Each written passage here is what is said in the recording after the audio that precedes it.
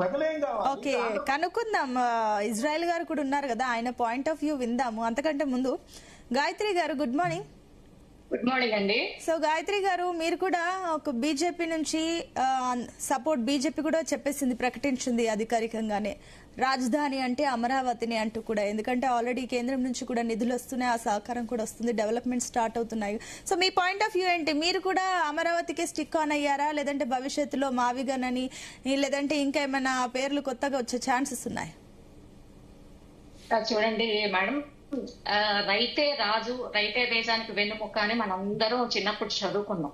అలాంటి రైతు ఏదన్నా ఇబ్బంది వస్తే తల తాకట్టు పెట్టుకుంటాడు గాని మనకి ఏదన్నా మనకు అన్నం పెట్టే భూమిని మాత్రం అమ్ముకునే ప్రసక్తే లేదు. అలాంటి పరిస్థితి ఎప్పుడు మనం చూడలేదు. కానీ దేశ విభజన జరిగినప్పుడు మన ఆంధ్రప్రదేశ్ ఎటువంటి రాజధాని లేకుండా రోడ్డు మీద నిలబడిన పరిస్థితుల్లో ఆ రైతులు ముందుకు వచ్చి స్వచ్ఛందంగా కొన్ని వేల ఎకరాలు మనకి ఇక్కడ రాజధాని నిర్మాణానికి ఇస్తే అటువంటి వారి త్యాగాన్ని మనం గుర్తించకుండా అపహాస్యం చేస్తున్నట్టు, ఎవరికి వచ్చినట్లు వాళ్ళు కొన్నిసార్లు వైజాగ్ అని ఇంకొక పేరు చెప్పి, ఉత్తరాంధ్రలో ఇంకొక పేరు చెప్పి, లేదు ఇప్పుడు ప్రెసెంట్ మావిగన్ అని చెప్పి ఆయన ఇష్టం వచ్చినట్లు మాట్లాడుతున్నారు.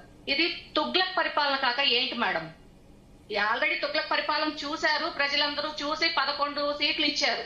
ఇప్పుడు ఇట్లాంటి ఇది మావిగన్ అని ఇట్లాంటివన్నీ చేస్తే రేపొద్దున డిపాజిట్లు కూడా ఫ్యూచర్ లో వచ్చే పరిస్థితి లేదు. ఆల్రెడీ ఈ అమరావతి, ఏపీకి అమరావతి రాజధాని అని కేంద్ర ప్రభుత్వం సుస్పష్టంగా న్యాయపరంగా కూడా ముందుకు వెళ్ళింది. అవన్నీ మనం చూసాం.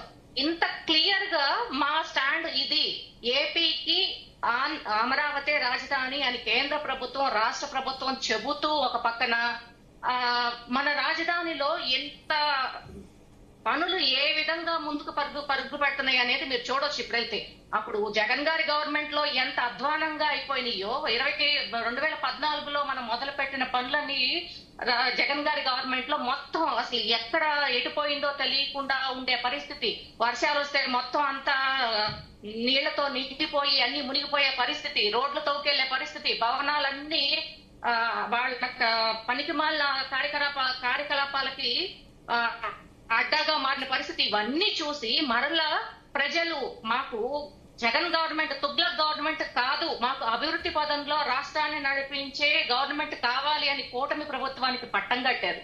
పట్టం కట్టి అభివృద్ధి పనులు చేస్తుంటే ఇప్పుడు ఏదో నిద్రలో మేలుకుని అప్పుడప్పుడు ఒక్కొక్క మాట ఒక్కొక్క నాయకుడు చెప్తా ఉంటాడు, ఒక్కొక్కసారి ఒక్కొక్క మాట చెప్తా ఉంటాడు. అలాగే ఇప్పుడు ఈయన కొత్తగా నిద్ర మేలుకున్నారు, మావిగన్ అని గుర్తొచ్చింది, అదేదో మాట్లాడారు. అంతేగాని ఎట్టి పరిస్థితుల్లో ఏపీకి ఒకటే రాజధాని, అది అమరావతే అవుతుంది. అది కేంద్ర ప్రభుత్వం నుంచి సుస్పష్టమైన హామీ వచ్చింది, అది మనందరం చూసాం. ఇంకేం మేడం, ఇంకా దీంట్లో డౌట్ ఎక్కడ ఉంది? వీళ్ళు రాజకీయ లబ్ధి కోసం వాళ్ళు ఇష్టం వచ్చిన మాటలు మాట్లాడుతున్నారు కానీ నిజంగా అభివృద్ధి గురించి కానీ, రాష్ట్ర ప్రజల గురించి కానీ, రాష్ట్ర అభివృద్ధి గురించి కానీ ఏ మాత్రమైనా కొంచెమైనా చిత్తశుద్ధి ఉంటే వీళ్ళు అపోజిషన్ లీడర్లుగా కూర్చుని రాష్ట్రానికి, రాష్ట్ర గవర్నమెంట్ కి వాళ్ళ సహకారాన్ని, తన వంతు సహకారాన్ని అందిస్తూ వాళ్ళ నిబద్ధతని, మన రాజధానిపై, రాష్ట్రంపై, ప్రజల అభివృద్ధిపై ఉండే నిబద్ధతని వాళ్ళు చాటుకునే ప్రయత్నం చేయాలి. అంతేగాని రాజకీయ లబ్ధి కోసం ముగిసిపోయిన అధ్యాయాన్ని మళ్ళా ఓపెన్ చేసి వీళ్ళకి ఏం పని పాట లేదు, ముందుకు వెళ్ళడం తెలియదు. అంటే మావిగన్ని మీరెందుకు తిరస్కరిస్తున్నారు? అసలు అంటే ఇప్పుడు మేడం, ఒక గవర్నమెంట్ వచ్చింది, ఒక రాజధాని పెట్టాం, మళ్ళీ ఇంకో గవర్నమెంట్ వచ్చింది, ఇంకొక రాజధాని. ఎట్లా అంటే మనం ఇదేమన్నా వేసుకున్న డ్రెస్ అంటారా? ప్రతిసారి గవర్నమెంట్ మారినప్పుడల్లా రాజధాని మారుస్తా ఉంటే అసలు ప్రజలేమైపోతారు, రాష్ట్రం ఏమైపోతుంది, రాష్ట్రానికి ఉన్న పరువు ప్రతిష్టలు ఏమైపోతాయి? ఇది ఏ విధంగా అసలు చట్టబద్ధంగా గాని ఏ విధంగా గాని న్యాయం? మీరు చెప్పండి ఒకసారి. రాష్ట్ర ప్రజల భవిష్యత్తు ఏమవుతుంది? ఇక్కడ కొన్ని 5 కోట్ల మంది ప్రజలు, పిల్లల భవిష్యత్తు, రైతులు, ఇన్ని వేల ఎకరాలు మన స్వచ్ఛందంగా రాజధానికి ఇచ్చిన రైతులు, వాళ్ళందరి జీవితాలు ఏం చేయాలని ఈ విధంగా నిమిషానికి ఒక మాట మాట్లాడుతున్నారు జగన్ గారు. వాళ్ళకి ఏమాత్రం రాజకీయ చిత్తశుద్ధి ఏమన్నా ఉందా? ప్రజల గురించి, రాష్ట్రం గురించి, వాళ్ళ అభివృద్ధి గురించి ఏమన్నా ఒక్క 1% అని ఆలోచిస్తున్నారా?